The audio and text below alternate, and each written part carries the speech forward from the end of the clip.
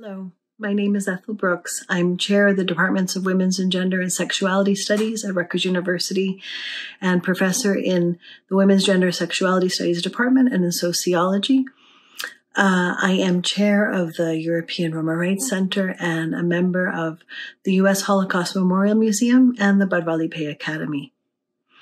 It's great to be here today, and in particular, I'm really excited to be able to talk a little bit about the importance of Holocaust remembrance, but not just Holocaust remembrance from the perspective of Romani people, of Romani individuals, of Romani communities, and really thinking about how it is that telling our stories and remembering our heroes also forms a larger kind of counter-narrative that really is a kind of resistant narrative as well.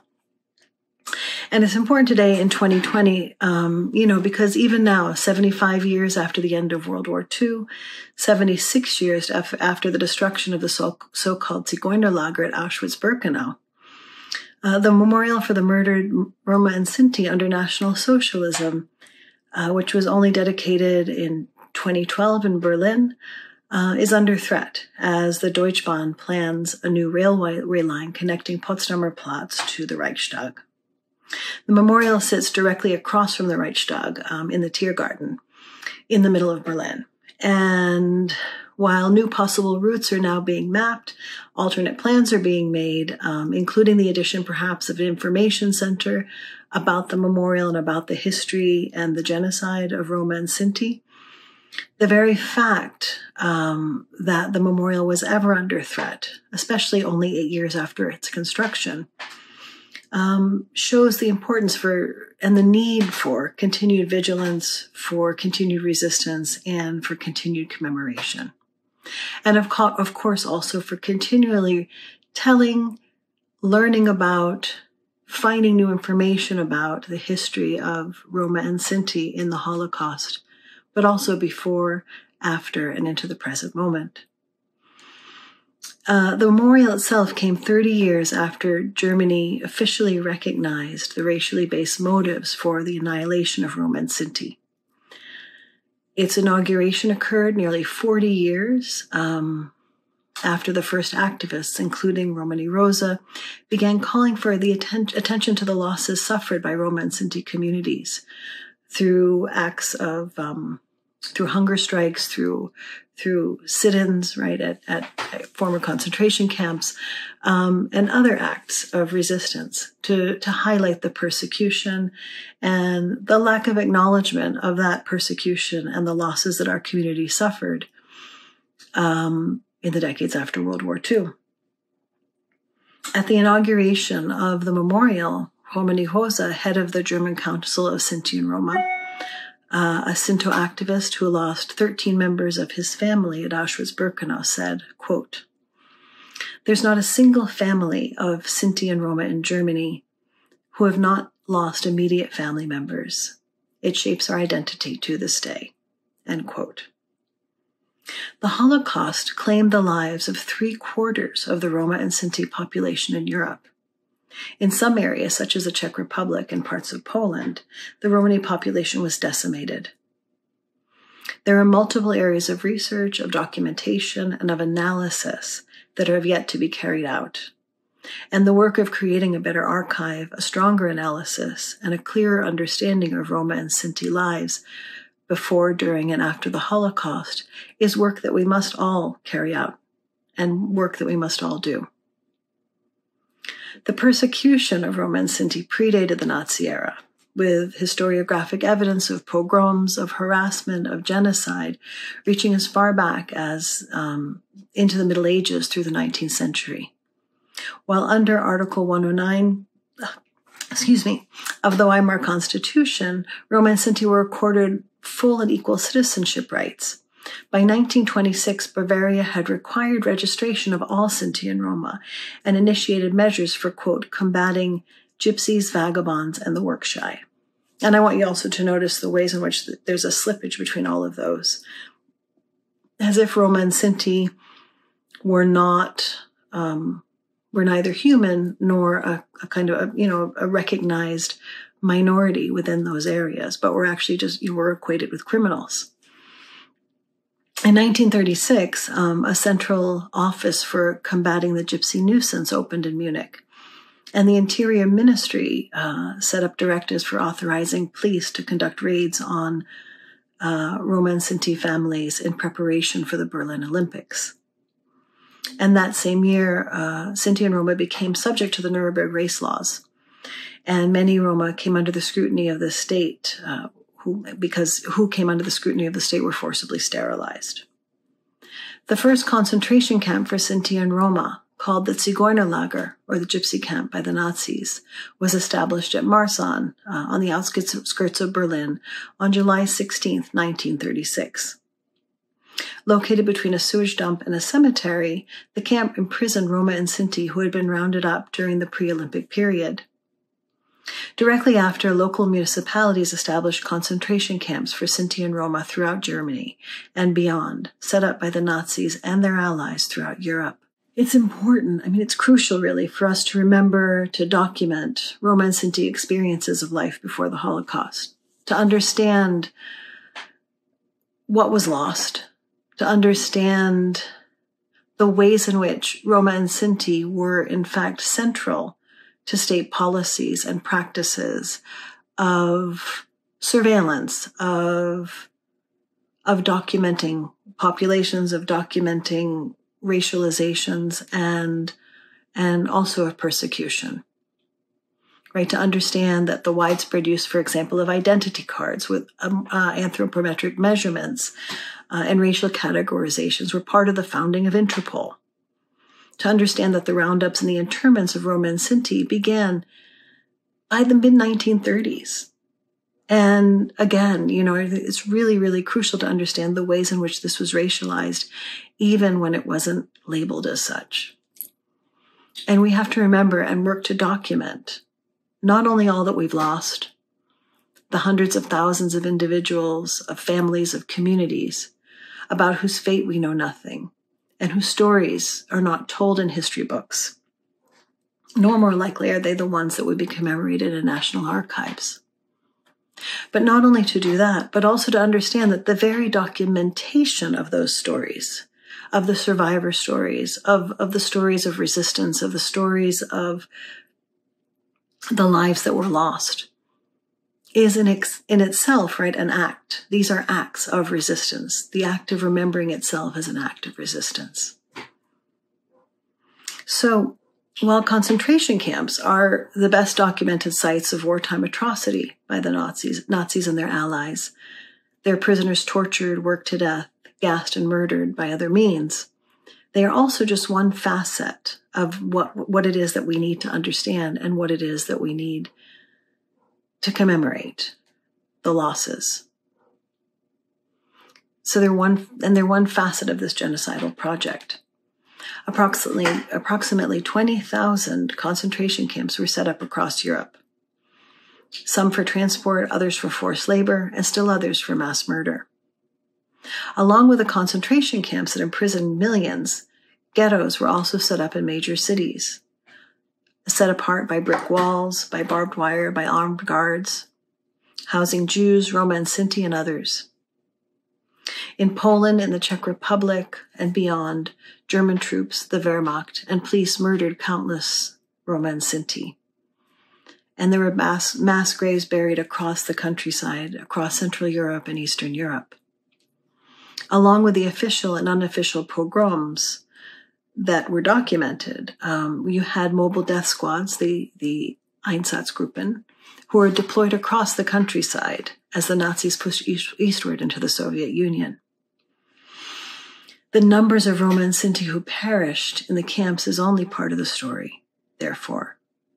The excavation of mass graves, most unmarked, and the identification of those buried in them is still being carried out across Europe into the present day.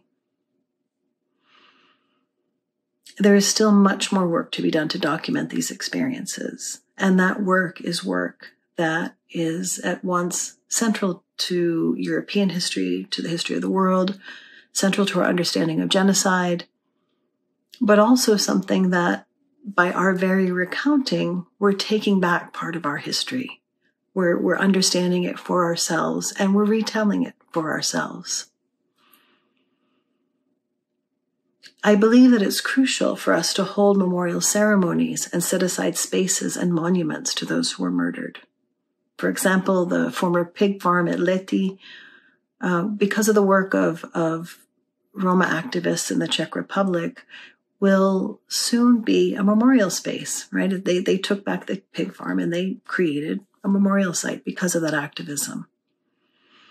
And it's crucial to set aside these spaces and these monuments to those who were murdered, to those who lost family, loved ones, and community, to those who returned from the camps or hiding only to find their cultures and their life roles destroyed, to those who survived genocide.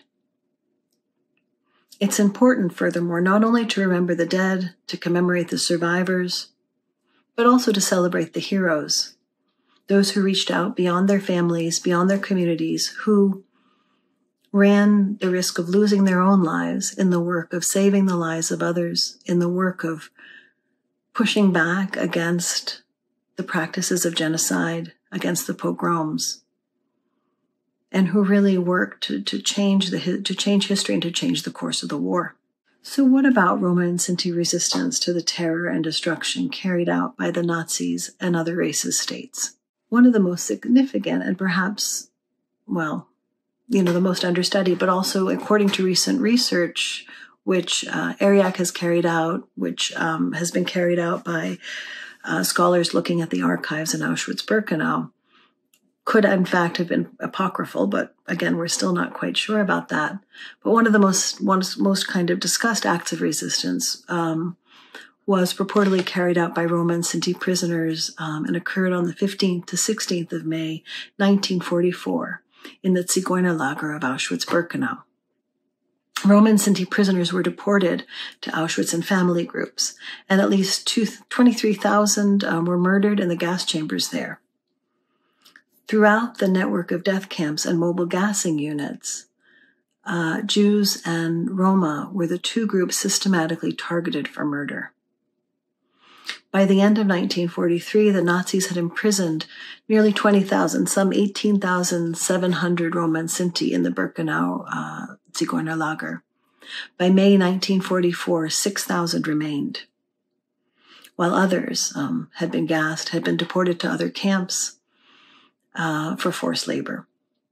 On the 15th of May 1944, according to some archival research, some archival evidence, the prisoners in the Zigeunerlager discovered that the Nazis planned to gas all 6,000 of those who had remained. When the SS guards, armed with machine guns, surrounded the camp for transport to the gas chambers, they were met with armed resistance. Quote, "After stealing scraps of sheet metal, the prisoners had sharpened the metal into crudely fashioned knives. With those improvised weapons and with the iron pipes, clubs, and stones, the Roma, what they call gypsies, defended themselves. Guards shot some resistors," end quote. Unnamed heroes carried out this armed resistance to the SS guards. Again, we don't know quite what happened, how it happened, whether it happened. But the fact that this story has risen and has been something that people have held on to and really thought about with the possibilities of resistance, I think is significant. We need to hear these stories. And whether that resistance happened in May or it happened in April, whether it happened through armed sort of uprisings or whether it happened through passive acts, whether it happened through mutual understanding or mutual aid practices, right? Supporting each other, finding ways to subvert the power system that the Nazis had instituted at Auschwitz-Birkenau. I think these are all ways that we can kind of open up what we mean when we think about the story of the Roma genocide, the Roma and Sinti and the Holocaust, right? To think about it as survival as a practice of resistance, something that Romani people have done over the course of a millennium in Europe and beyond, right? It's quite key to kind of open some of that stuff up and think about it in different ways, analytically. So, right. So even at the last moment, they on the 2nd of August, by the 2nd of August, you had the final liquidation of the Zigeunerlager. It took place on the 2nd of August, 1944, right, which we commemorate now across the world. And guards gassed 2,897 men, women, and children in the middle of the night. And even at that last moment, according to documents located at the Memorial Museum, there was resistance, right? So, quote, the prisoners attempted to resist, but the SS crushed their opposition brutally. They didn't want to make a mistake. They wanted to end the lives of nearly 3,000 people. So these near impossible uprisings by Roma and Sinti women, men, and children at the death camp of Auschwitz-Birkenau are important to both understand better, to carry out more research on, but also to recount, to retell. Because, it becomes important for us to understand in the present day that resistance, whether it's a tiny drop, a moment, whether it's a coordinated uprising, whatever it looks like, it's both possible and it's something, it's one of the ways that people actually make change. So they're part of, I think, the other kinds of resistance and mutual support that was documented in survivor testimony. The testimony of Ella Davis, of Julia Lentini, of others, right? Men's and women's testimony from across Europe, survivor testimonies, who talked about what it meant for survivors to get support, what it meant for those tiny or large, passive or active acts of resistance to actually survive. In order to survive, you needed them. So we have no documentation, for the most part, of Romani participation in things like ghetto uprisings, for example.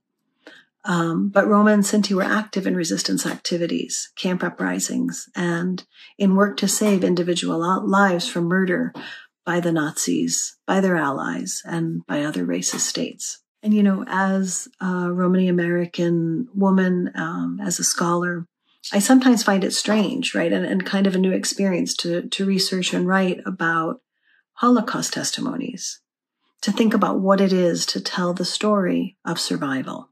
Because, to imagine the courage that it takes to actually talk about that. And that in itself is also an act of resistance, right? In my book on garment workers, I talk about the idea of telling one's story, of providing living proof of existence, right? Is an actual political practice in and of itself. I grew up in a family, in a Romani community that didn't talk about the losses that our people suffered in Europe.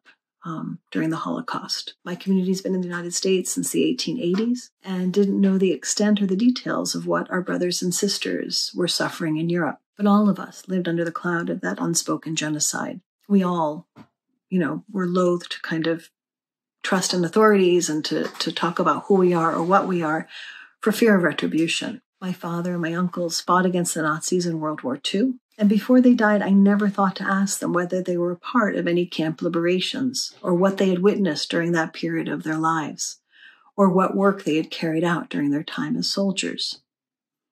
But they too were part of the resistance against the Nazis.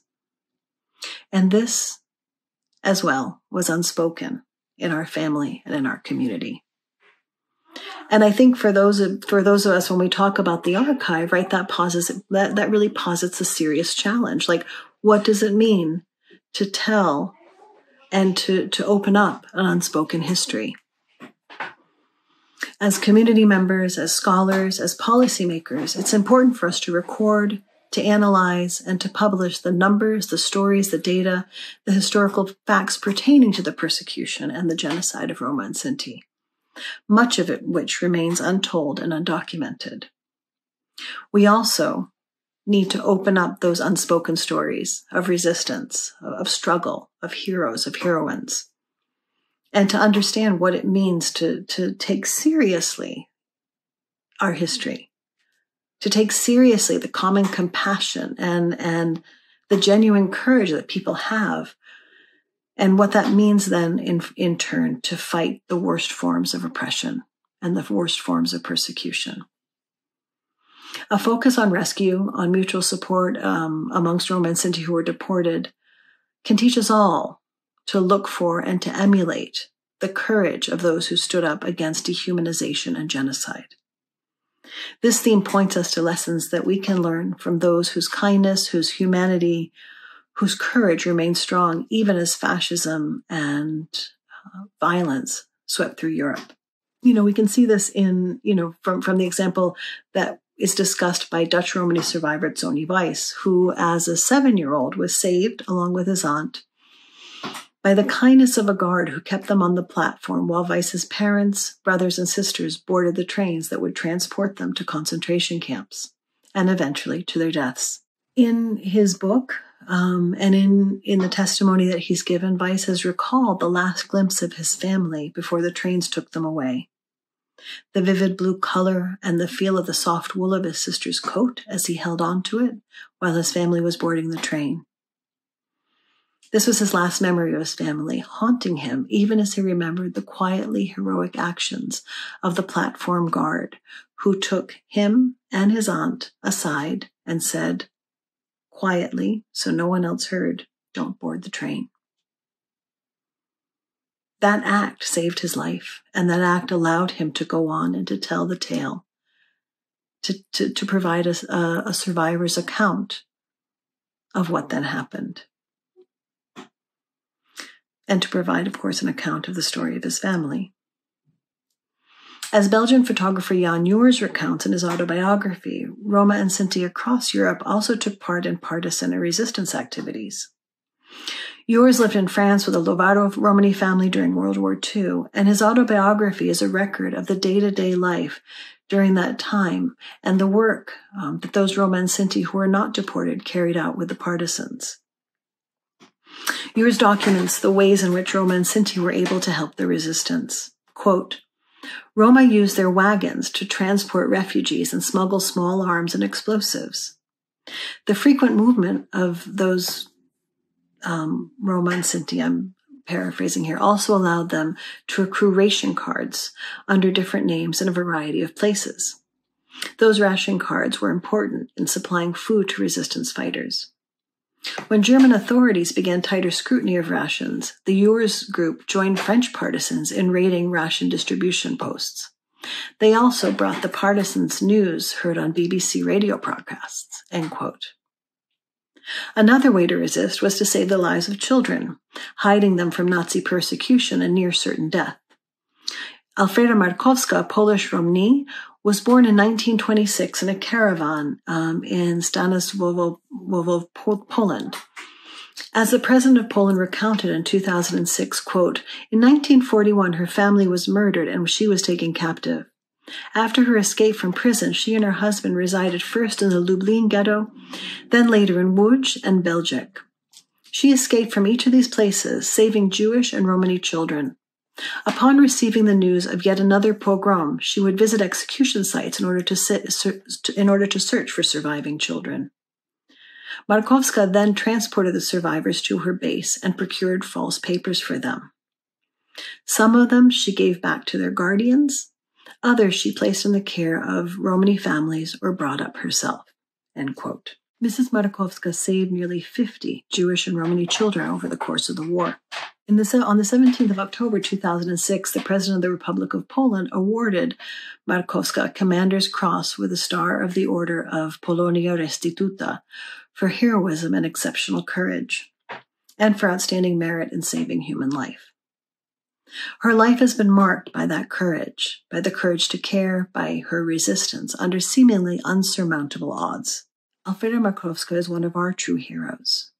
She showed true heroism by first saving her own life in the face of murder, i.e., standing up, escaping, and in the face of the murder of her family, and then going on to save the lives of so many others.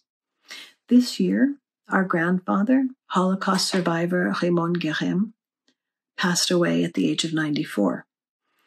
We had looked to him for our history. Along with these other stories, right, we looked to him to continue that history of resistance, for his stories of loss, of survival, for his lessons about the Holocaust. I discussed this recently on the Holocaust Memorial Day on August 2nd. But we also look to him as an example of resistance throughout his life. After twice escaping internment, Raymond, while in hiding, would bring food to his family who were still in the camps, allowing them to survive. He joined the French resistance as soon as he was able, and after World War II, married his wife Pauline, found his parents and other surviving family members, and continued to work and to live and to fight for recognition of his status as survivor. He finally received that only in 2009, after a lifetime of pushing and of activism. And to resist anti-Romani racism in every aspect of his life. His value, his stories, and his example are ones that we continue to follow and to value so that we can continue to resist, to fight, and to work to make the world a better place. We remember Raymond Guérin, we remember the victims of the Holocaust, and we recognize the survivors and the resistors. Always. And when we look to them, when we look for them in the footnotes of history, in the hundreds of oral and video testimonies of Roma and Sinti survivors, there are moments of compassion, right? There are other heroic acts, other heroic lives, countless others, in fact, such as those of Sinti and Roma who were part of the resistance to the Nazis and their nationalist collaborators. People such as Amilcare de Bard, who worked in the Italian resistance, in reconnaissance, scouting and delivering messages, and procuring weapons and carrying out ambushes and other military operations. As a member of the communist partisan group, the Garibaldi Brigade. Also, Josef Ethel, a Rom from Czechoslovakia, who worked clandestinely in the Mukachevo ghetto. Through his work with the partisans, he was able to hide people, to provide food aid, and to carry out resistance activities inside and outside the ghetto during the war.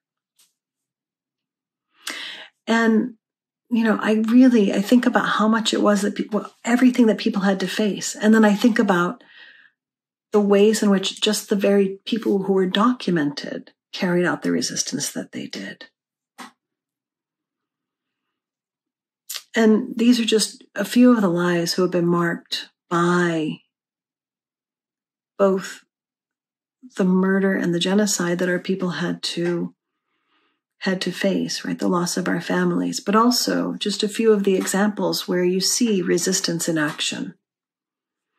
And most of these, in fact, you know, the majority of them come from people's own memoirs, from oral histories, from testimonies, from autobiographical accounts, because in the end, right, those end up being the accounts that we can trust, right? The ones that are not kind of products of statecraft, right? These are not the narratives of the persecutors, but they're actually the stories of the persecuted coming out from their own mouths. And that kind of storytelling, right? That narrativization, the provision of oral history, the provision of testimony is yet again another example of resistance. And in this, we see the resistance in the counter-narratives, the attempts to retell our stories that happened after the war. For example, Holocaust survivor Ella Davis, who in her testimony to the USC Shoah Foundation's Visual History Archive, remembers speaking back to the greengrocer when he tells her not to squeeze the lettuce in her shop right after World War II. When the greengrocer sees her in the shop and then sees the tattoo on her arm, he says, as she's touching the lettuce, "Leave the lettuce alone. Too bad the gas chambers didn't get you." She responds in the moment, "They should have gotten you." And in a lot of ways, right, this response in the face of racism and continued hatred is marked by Ella's courage and a desire for her story to be told, for her life to be respected, for her experiences to be counted. It also troubles the neat narratives of post-war denazification, right, that didn't necessarily and haven't yet necessarily happened. Much work still needs to be done by us, Roma and Sinti, and people who work with us, our allies, historians, leaders, and activists, to fully document it. but also to recognize and honor the victims and survivors of this genocide in official commemoration and in the everyday acts of resistance that we carry out by remembering them, by repeating their names, by telling their stories. We need to recognize our victims. We need to recognize that which we lost. But also, it's important to recognize the heroism that saved lives and preserved even kind of small parts of our culture that we sometimes take for granted. Our language, and of course, our ties to each other and to our families and communities. This recognition includes continuously fighting against discrimination, persecution, and racial and ethnic violence, which unfortunately, as we know, Roma and Sinti are still targeted in many places across the world. Memorial ceremonies, events of remembrance, scholarly articles alike are fitting places to raise such concerns. In our everyday conversation, these remembrances are key, and in the stories that we tell our children. And we need all to be vigilant and to stand up against xenophobia, against hate crimes, against discrimination, against anyone, including against our own people.